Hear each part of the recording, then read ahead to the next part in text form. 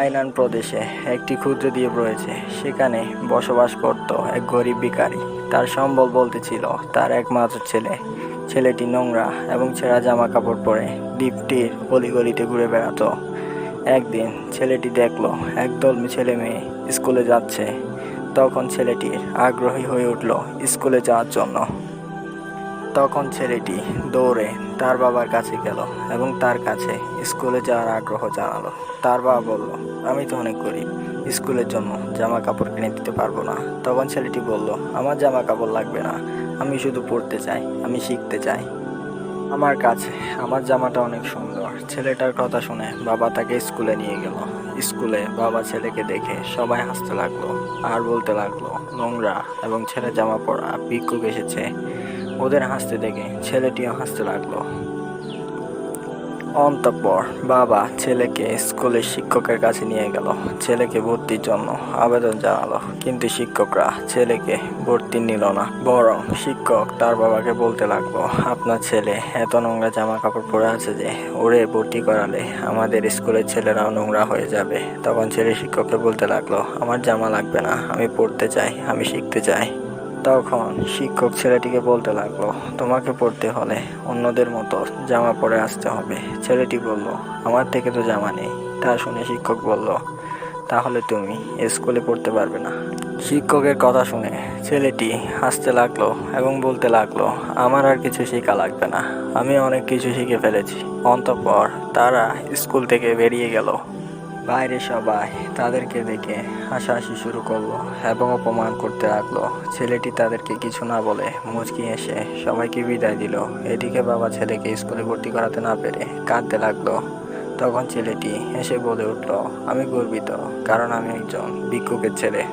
তারপর তারা দুজন ওই জায়গা থেকে বের হয়ে গেল।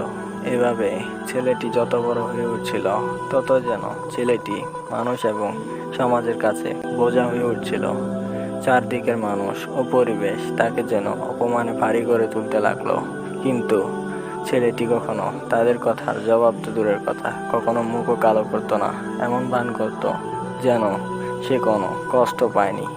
তাকে যে যাই বলুক না কেন, সে সবাইকে হাসি মুখে বিদায় দিত। হাসিটাই ছিল যেন তার সব কিছুর জবাব। চারদিকের অপমানে ছেলেটি বড় হতে শুরু করলো এবং চাকরির খোঁজে এদিক ওদিক ভ্রমণের মতো ঘুরে বেড়াচ্ছিল। কিন্তু কেউ তাকে চাকরি দেওয়ার জন্য আগ্রহ প্রকাশ করলো না। একদিন চাকরি না পেয়ে ছেলেটি ব্যর্থ মনে বাড়ি ফিরে আসে। এসে সে তার বাবার হাতে কিছু চুনাপাথর দেখতে পায়।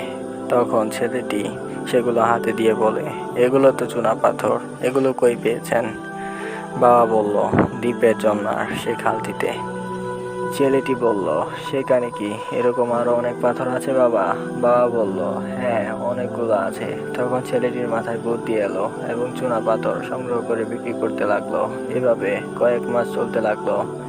এরপর দ্বীপটি সরকারের অনুমতি নিয়ে বিক্রি করা অর্থ দিয়ে কিছু কর্মচারী নিয়ে খনন কাজ শুরু করলো এবং সংগ্রহ করে বিক্রি করতে শুরু করলো।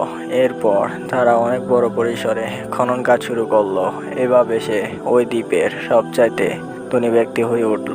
কিছুদিন পরে ছেলেটি ওই লোকগুলোর কাছে গেল যারা তাকে অবহেলা অপমান করেছিল এবং তাদেরকে বলল, আপনাদের অনেক অনেক ধন্যবাদ আমাকে উৎসাহ দেওয়ার জন্য, কারণ আপনারা না থাকলে, কিছু না বললে আমি এত দূর আসতে পারতাম না।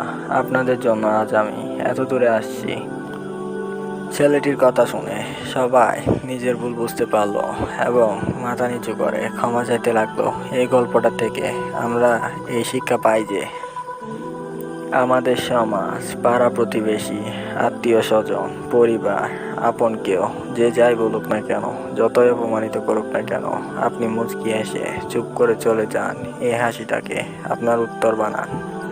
আর এদের সবাই অবহেলা অপমানকে বুকে গেঁথে উৎসাহ বানিয়ে নিজেকে এমনভাবে প্রস্তুত করুন যাতে কোনো কিছুই আপনার সফল হওয়ার পথে বাধা দিতে না পারে।